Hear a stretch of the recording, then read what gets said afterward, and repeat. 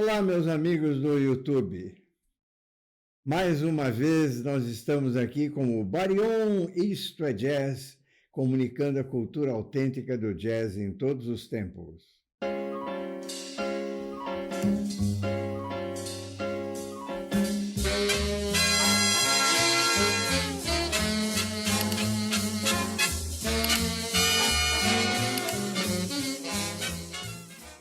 Hoje nós vamos dar continuidade, né? O vídeo anterior nós falamos da ampliação das big bands e da era do swing e por que as big bands apareceram pela necessidade do emprego para os músicos, enfim, toda aquela depressão dos anos 30 foi a tábua de salvação para os músicos que estavam desempregados. E vamos abordar, aliás, dar continuidade às big bands, como falamos, e por que elas foram importantes para a evolução do jazz e o surgimento das novas linguagens jazzísticas. E depois das big bands é que vieram o mainstream, o bebop, o cool jazz, e tudo isso com músicos que saíram das big bands. Porque os músicos trabalhavam nas big bands, era o sustento, e faziam, chamavam lá de after hours, aqueles encontros nas jams para evoluir harmonicamente, procurando novos caminhos de improvisação e até alcançar os novos estilos. Daquelas bandas das orquestras, as big bands, as bandas, ainda havia aquela separação de bandas brancas, músicos brancos, e as bandas de músicos negros. As bandas de músicos brancos, como nós já dissemos em vídeos anteriores, elas eram mais para bailes, um baile social, né?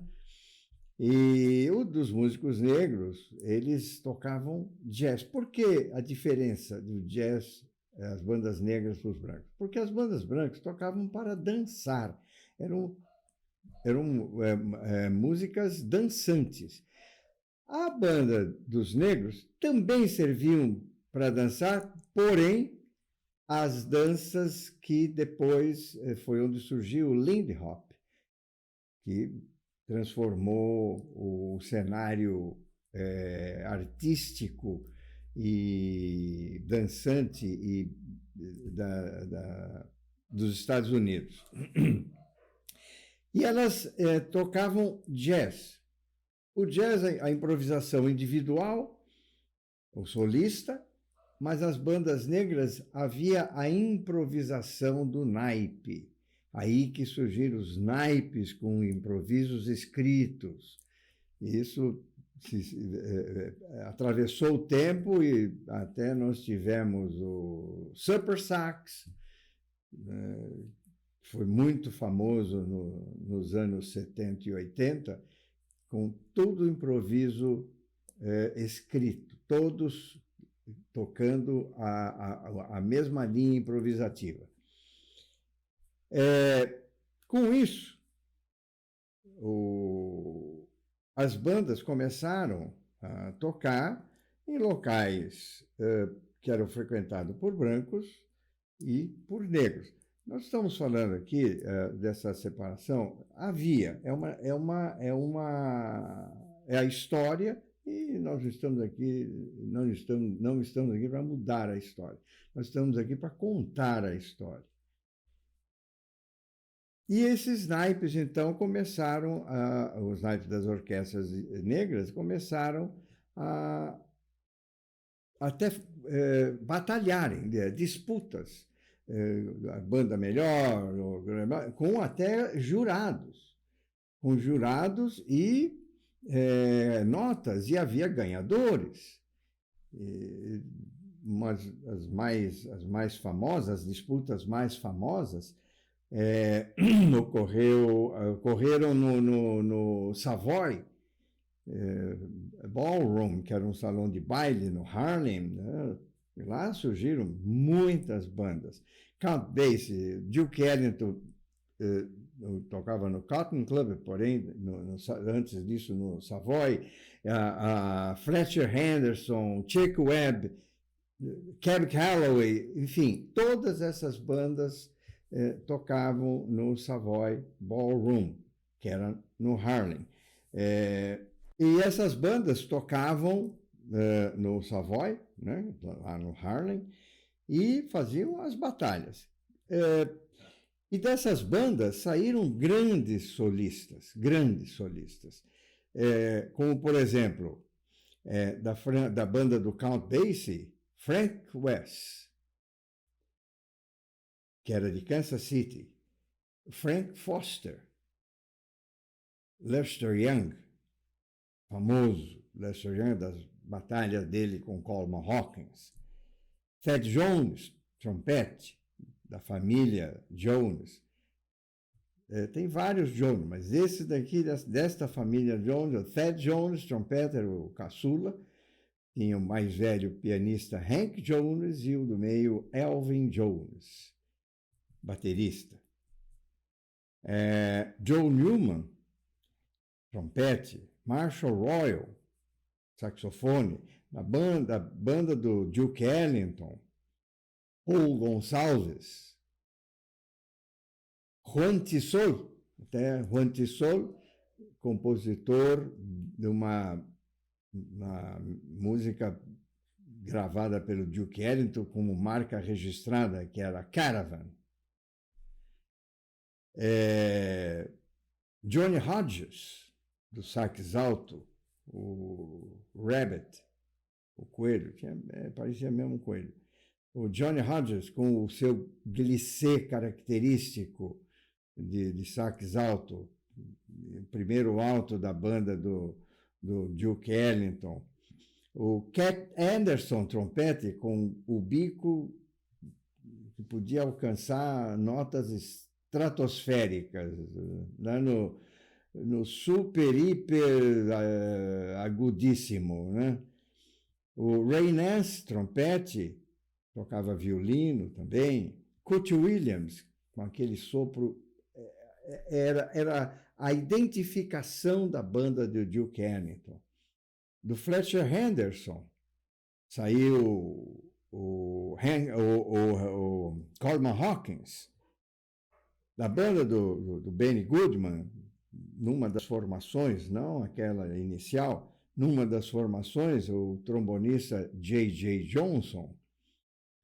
Terry Wilson, pianista, foi junto com o Charlie Christian e o Lionel Hampton, os três primeiros negros que entraram na banda do Benny Goodman, que foi o primeiro band leader a colocar negros e brancos na mesma banda. Terry Wilson até foi diretor por muitos anos da Juilliard School, onde estudou Miles Davis, né? Ele foi diretor da Juilliard School de Nova York.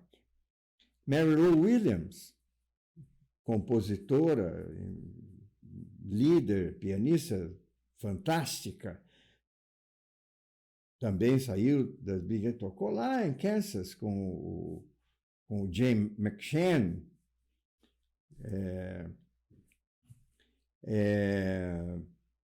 e depois com o Benny Moulton. Do Glenn Miller, o Tex Bennick, e o sax tenor, com Al Clank, sax tenor, que eles faziam a improvisação, a batalha dos dois, em várias músicas assim. A mais famosa é In the Mood, onde eles fazem as competições ali de improvisação.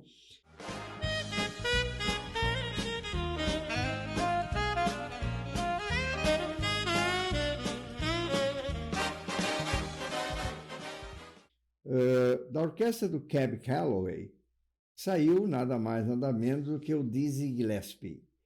Dizzy. Dizzy em inglês quer dizer um cara meio translocado e tal, que ele era sempre contava muita piada e tal, e quem pôs esse apelido foi o próprio Cab Calloway. Ei, Dizzy, shut up.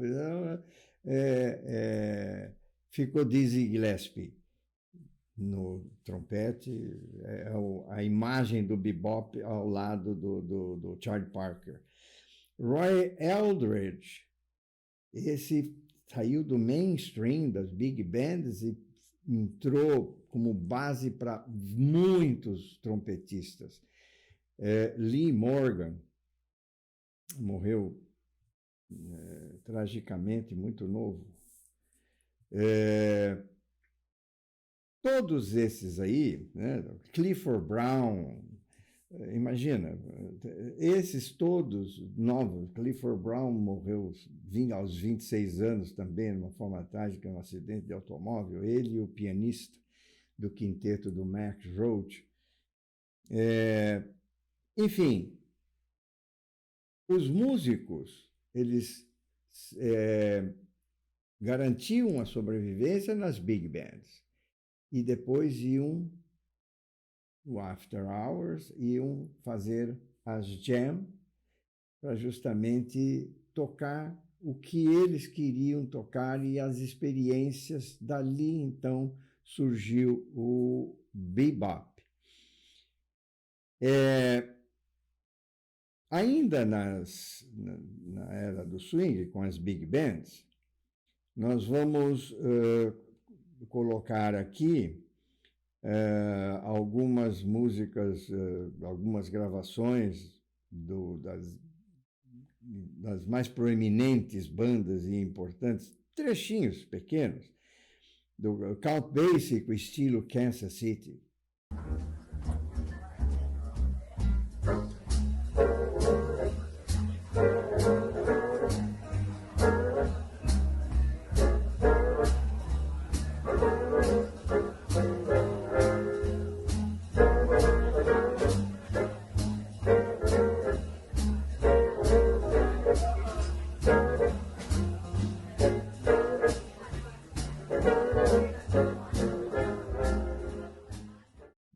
Fantástico. O Count Basie, ele começa... todas as orquestras têm sua identidade. Todos os músicos norte-americanos procuram a sua identidade. Para que a gente ouça e identifique. Não precisa ficar procurando, quem é, quem não é, não. Ao ouvir já sabe quem é. Todos eles procuraram isso. Não que deixaram de ouvir os ídolos. Eles diziam, e hoje o americano nas escolas falam para os alunos, vocês devem ouvir o que os seus ídolos ouviram. Então, eles aprenderam ouvindo outros, e vocês, então, têm que ouvir o que eles ouviram, para que vocês assimilem e criem a sua identidade.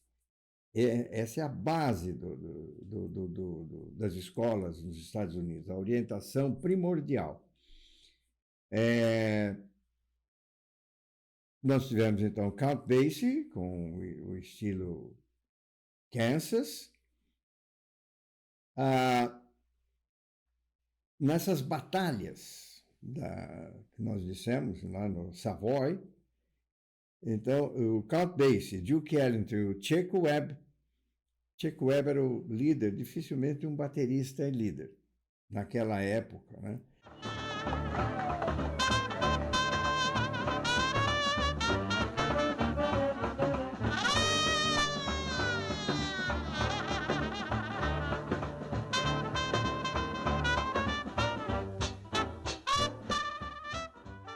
Depois dele, o Gene Krupa teve sua big band, saiu da orquestra de Benny Goodman, montou sua big band.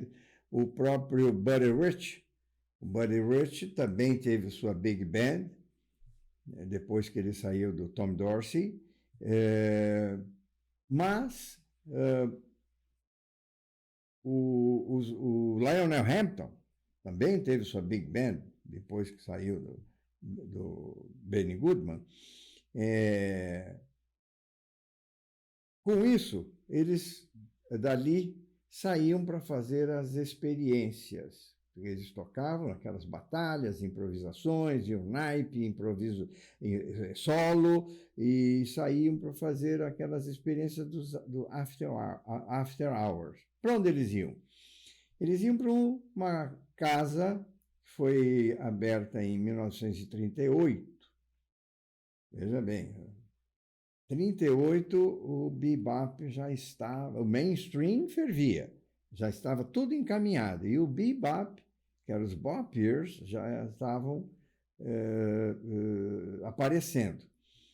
E nessa casa era o Mintons, que foi criado, Mintons, porque o fundador, que abriu, Henry Minton, em 1938, lá ele tinha os músicos da casa.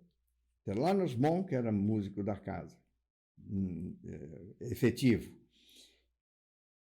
E lá teve um baterista que transformou a condução da bateria. Porque vinha de Nova Orleans a bateria com as brass bands, era a caixa, o bumbo e a marcação rítmica.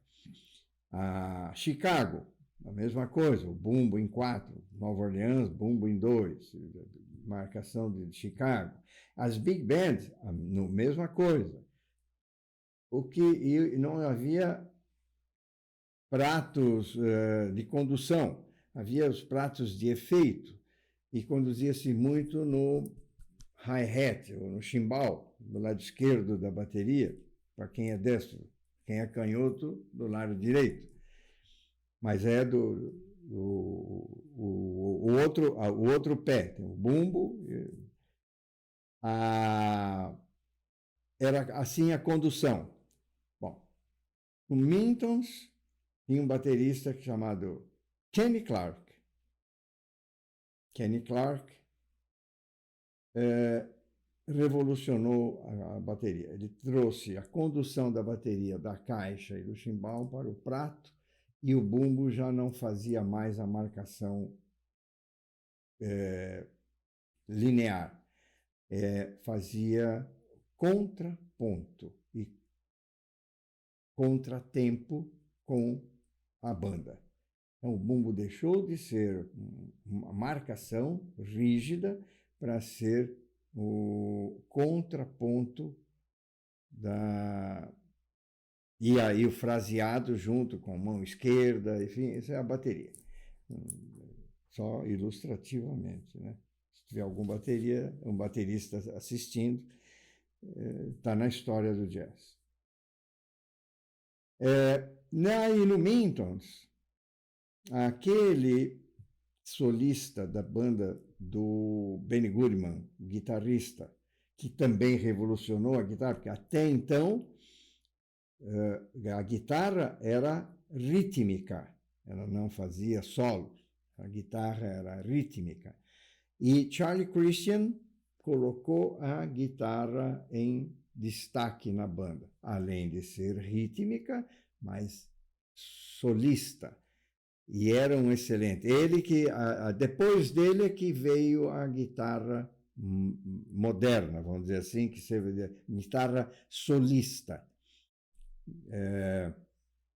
Ele fazia coros e coros e coros de improvisação, todos eles diferentes. Faleceu cedo também. E no Mintons ele ia para lá. Então, para lá para o Mintons. Se reuniam todos esses aí, junto com Thelonious Monk, junto com Kenny Clarke, e lá eles faziam os seus after hours, iam até meia-noite, 1h, 2h, 3h da madrugada, tocando por prazer, por querer desenvolver uma linguagem nova para o jazz. Em Nova York, Isso tudo Harlem, Nova York, Minton, Nova York. Havia, dos anos 40 em diante, fim dos anos 30, 38, como abriu Minton, um pouquinho antes, a Rua 52, entre a Quinta Avenida e a Sétima, são 3 quarteirões, eram só clubes de jazz, um ao lado do outro. Músicas de todas as linguagens, épocas e estilos. A Rua 52 foi muito famosa na história do jazz, para os músicos e para a música. Com isso, o bebop já estava nascendo. O Parker, que estava lá, mais novo, né? Ele era de 1920. O Parker, já com 14 anos, tocava na orquestra do Jay McShann e foi para Nova York. Tem o filme Bird, que retrata a vida dele total, tanto a fase de destaque, a subida, como o declínio, infelizmente, levado pelas drogas. A droga muito forte da época consumida era a heroína. A heroína destruiu muitos músicos. Alguns se salvaram, mas muitos foram destruídos pela heroína. E Parker foi para lá e da Kansas e tal, e tem a história dele que foi da Kansas, foi colocado para fora porque não estava no ponto, saiu, foi estudar e quando voltou por cima e ali era o senhor Charles Parker. Tem uma citação do Miles Davis. Eu costumo dizer que foi o melhor improviso que ele fez, que ele diz que jazz se escreve com 4 letras e se explica com 4 palavras. Louis Armstrong, Charlie Parker. Os dois que foram muito importantes, cada um na sua época, para dar elementos de evolução para o jazz. O Cotton Club, né? Cotton Club, que era a casa da máfia, né? Que no Harlem também, dava emprego para negros em profusão, músicos, dançarinos, cantores, enfim, todos. E, por imposição da lei, só era frequentada por brancos. Então, o Cotton Club, importantíssimo. Duke Ellington, em 1926, foi para lá e de lá saiu para o mundo. Eu tenho a impressão que deu para fazer essa ligação entre as big bands, a importância das big bands para o surgimento do bebop,